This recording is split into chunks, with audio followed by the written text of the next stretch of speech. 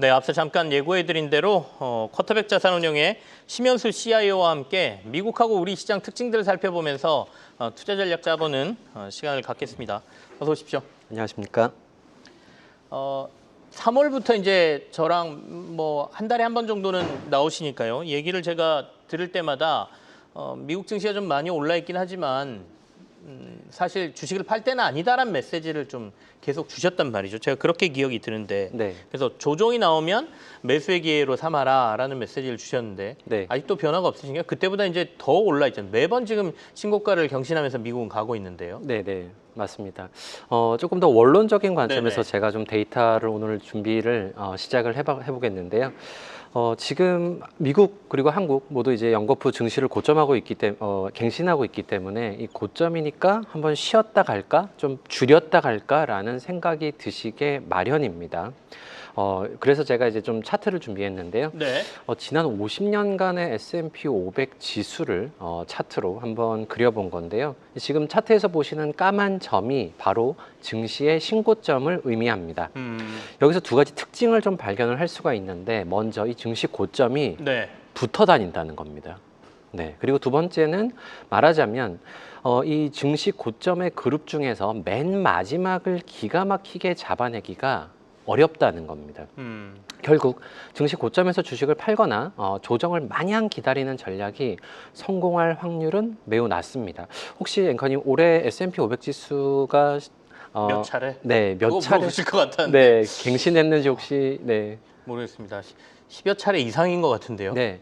놀랍게도 올해 네. S&P 500 지수가 고점을 37번 갱신했습니다. 37번이요. 네. 그러니까 사람들이 다들 미국으로 가겠다라고 하는 거 아니겠습니까? 네. 이제 우리는 시작이긴 한데. 네. 네. 그러니까 이렇게 힘센 상승장이 지속이 되고 있는 그런 상황이고, 시장 구루들이 괜히 웬만하면 시장에 머물러 있어라는 얘기를 반복하는 게 바로 이유가 여기에 있습니다.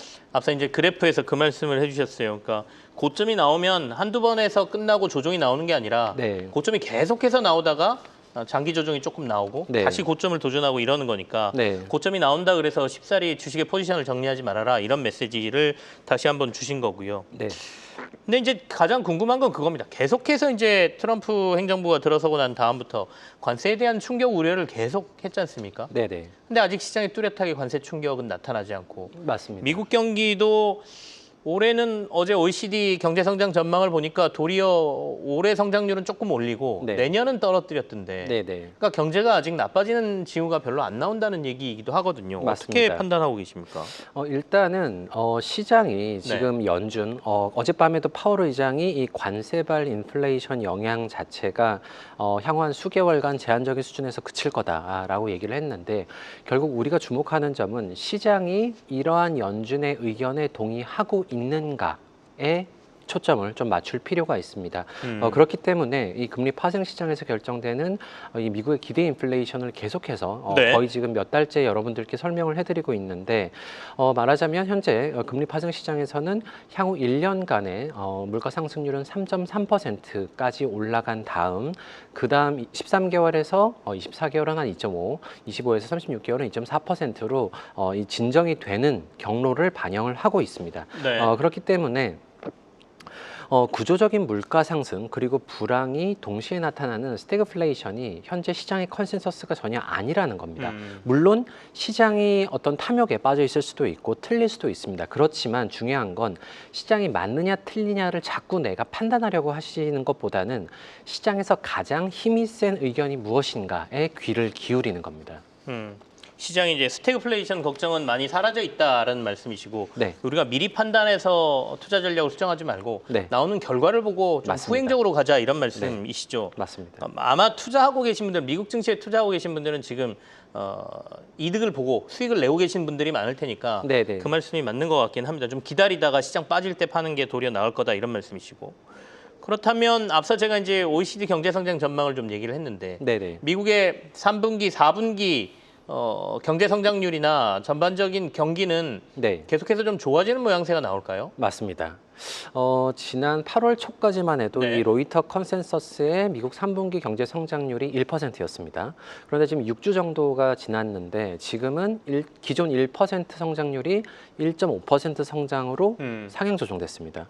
그리고 조금 더 이제 시시각각 변하는 지표를 반영하는 애틀랜타 연방준비은행의 GDP Now의 네. 경우는 지난 7월 말에는 3분기 성장을 2.3 정도 보고 있다가 지금은 3.3% 정도로 올려잡았습니다. 말하자면 지금 제가 이제 그림을 좀 준비를 했는데 네. 지금 파란색 맨 왼쪽에 보이시는 1.3이라는 숫자가 이제 총 2.3% 성장 중에서 소비의 기여도가 1.3일 것이다 라는 네. 이런 추측인데 지금 6주 정도 지난 현재 상황에서는 전체 성장률이 3.3 그리고 소비가 1.8로 굉장히 강하게 올라오고 있습니다. 그렇기 때문에 정말 다양한 불확실성에도 불구하고 미국의 이 소비 지출 그리고 소비 심리가 오히려 탄탄하다는 전망으로 계속해서 바뀌고 있는 겁니다. 일단은 연말까지는 괜찮다. 네. 내년은 또 다른 얘기가 될 수는 있겠습니다. 우리가 내년을 어떻게 알겠습니까? 당장 다음 분기도 잘 모르겠는데요. 맞습니다. 그럼 결론적으로는 미국의 이렇게 경제가 괜찮다는 얘기는 기업들 실적 괜찮다는 얘기하고 바로 연결되는 거 아니겠어요? 맞습니다. 네. 이 물가의 부담 그리고 이제 소비 위축에 대한 이런 우려 등에도 불구하고 네. S&P 500 구성 기업들의 2025년부터 2027년까지의 순이익 전망치 자체는 지난 네. 한 4개월 동안 한 2.5% 가까이 상향 조정이 됐습니다. 결국 이건 물가에 대한 이런 부담이 일시적일 것이다 라는 이런 기대 그리고 경기 확장 흐름 지속을 뒷받침하는 이 지표들에 힘입은 결과다라고 볼 수가 있을 텐데요. 지금 그림 차트 다시 한번 네, 보여주시면 그림 안에 제가 조그만 차트를 하나 좀 넣어드렸는데 결국 이제 실적이 상향되느냐 하향되느냐 네. 혹은 증시가 상승하느냐 하락하느냐를 가지고 저희가 이 4분면을 한번 그려볼 수가 있습니다. 지금 그림의 왼쪽에 보이시죠? 그런데 지금은 제가 지금 실적도 상향되고 있고 증시도 상승하고 있는 이런 4분면에 현재 위치를 하고 있는데 이거는 어찌 보면 가장 건전한 상승 국면이라고 해석을 할 수가 있습니다. 실적은 떨어지는데 증시가 상승하고 있다 그러면 그건 좀 부담스러운 맞습니다. 상황인데 맞습니다. 지금은 실적도 좋아지는데 실적이 좋아지니까 당연히 증시는 상승하는 맞습니다. 거니까 네네. 이제 그렇게 보면 굉장히 건전한 증시 상승이 나오고 있다라는 네. 말씀이니까 미국에 대한 긍정적인 시각을 우리가 거둘 필요는 없다 이런 말씀이세요. 네네. 미국은 그렇다 치고 그러면 우리 증시 봐야 되는데요. 네네. 우리 증시도 지금 사상 최고치 연일 조금씩 쓰면서 가고 있지 않습니까? 물론 미국은 뭐 작년부터 그랬으니까 맞습니다. 우리는 갈 길은 더 먼 것 같은데 네. 비교를 좀 해주시죠. 네.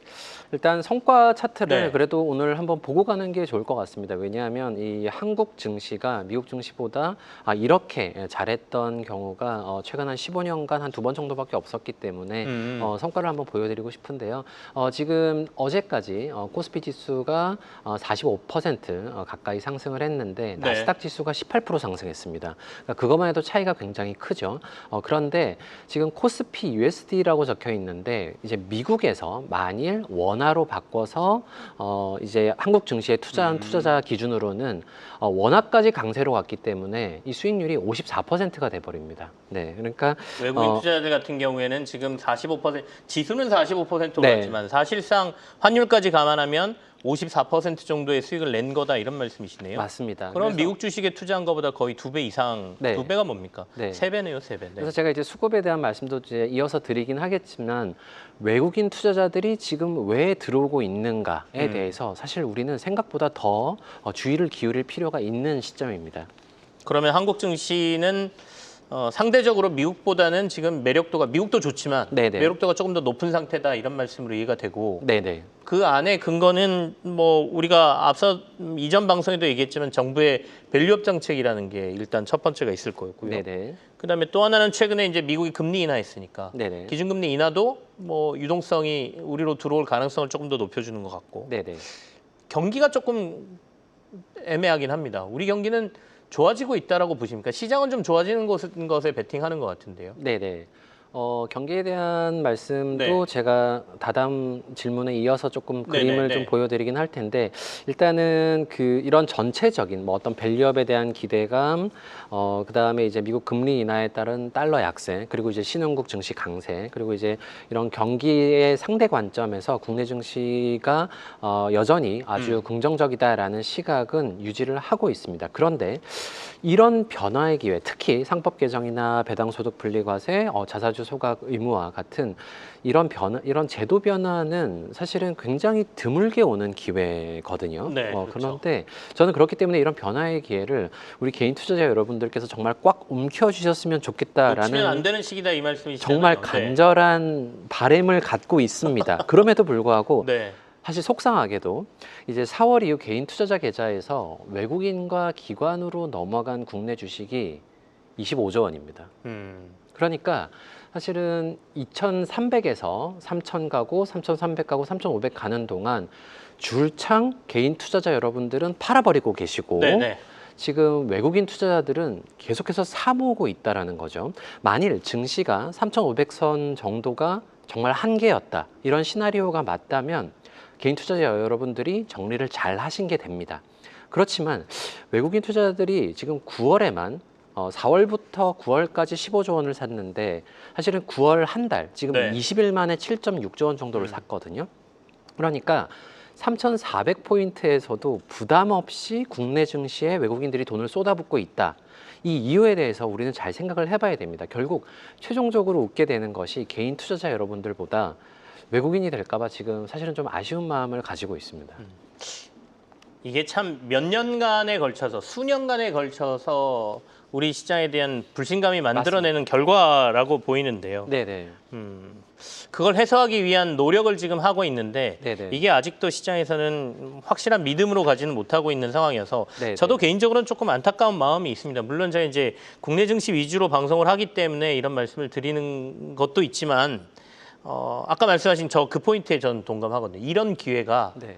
그러니까 정부가 이렇게 나서서 뭔가 제도를 바꾸는 기회는 흔치 않기 때문에 이 기회를 놓치면 안 된다라는 생각을 했죠. 한번 이런 강한 상승이 나오고 나서 우리가 이 강한 상승을 또 즐기려면 네. 몇 년을 쉬어야 될지 또 어떤 맞습니다. 계기가 나올지를 모르기 때문에 맞습니다. 아무튼 포트폴리오에서 국내 주식은 좀 담고 계시는 게 낫지 않을까라는 생각을 저도 개인적으로는 가지고 있습니다. 이건 개인 사견입니다. 그러니까 여러분의 그 투자 전략하고 한번 비교해 보십시오. 아까 제가 이제 경기 문제를 말씀을 드렸는데, 네네. 그러니까 이제 수급은 좋습니다. 외국인도 들어오고 우리 시장에 대한 베팅은 들어오긴 하는데 네네. 이게 경기나 기업 실적이 받쳐줘야 여기서 조금 더 플러스돼서 시장이 더 강하게 가는 거 아니겠습니까? 네네, 맞습니다.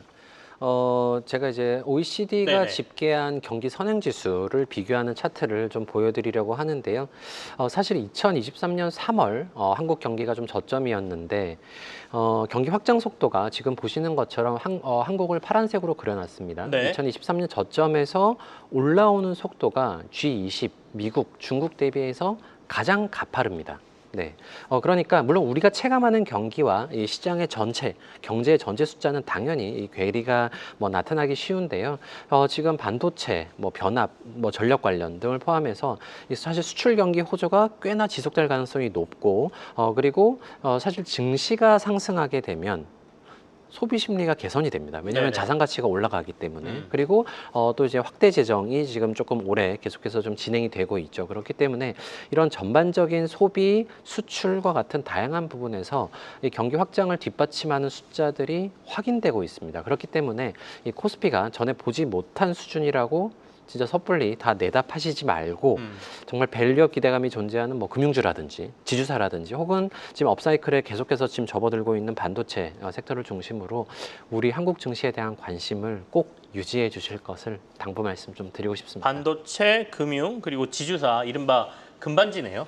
네. 금반지 쪽에 포커스를 맞춰서 포트폴리오를 국내 시장에 투자할 거면 하라는 말씀이시고, 가장 걱정은 사실 아직도 해결되지 않은 미국과의 그 관세 문제, 네네. 무역과 관련된 부분인데 네네. 이게 진짜 정말 부정적인 결과가 나오거나 이러진 않을까라는 항상 불안감이 마음속에 있지 않습니까? 네네. 그 부분은 어떻게 보십니까? 그러니까 참 저희가 이제 시장에 맞닿아 있는 입장에서 어려운 질문이긴 하고 또 제가 뭐 어떤 외교나 통상 전문가가 아니다 보니까 이제 마냥 지켜볼 수밖에 없는데 네네.